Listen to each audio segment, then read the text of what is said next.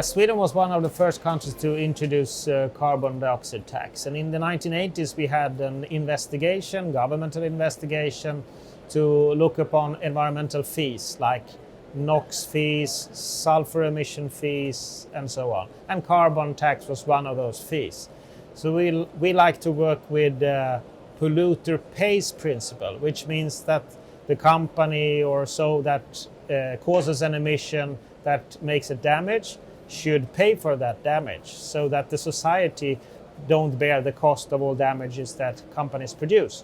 So, and the carbon dioxide tax has been very efficient when moving from a fossil society to a more renewable society. Actually, in the 1970s and 1980s, we had about 70-80% of fossil energy. So we were not different from other countries, which a lot of people today believe that we have specific circumstances in Sweden, but I would say it's not really the truth. We have some specific, we have a forest industry and a lot of companies working in the forest, which make an advantage when changing from fossils to renewables. But most countries have different kinds of biomass industries. It could be in the food industry or further and agriculture, where there's a lot of waste that we can use for energy. In Sweden, it's mainly the forest industry wastes that we use for energy. So actually we don't cut any of the forest just for energy production, but we use all the byproducts, the sawdust, the bark. We could use stumps, but we don't do that at the moment because the market is not big enough. Even though we use 38% of all energy in Sweden for bioenergy, the prices are too low to be able to use the stumps. But it has been a great development. We increase by 0.8% every year. So yeah, it's in real numbers, it's 3.5 terawatt hours per year in this millennium every year. So it's 65 terawatt hours for the first 17 years.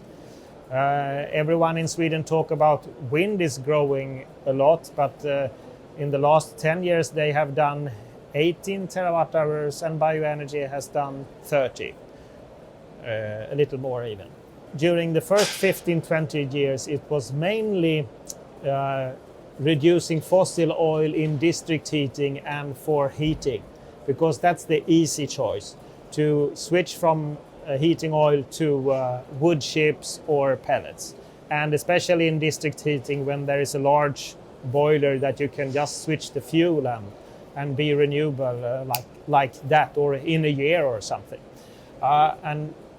So that was the first step to take.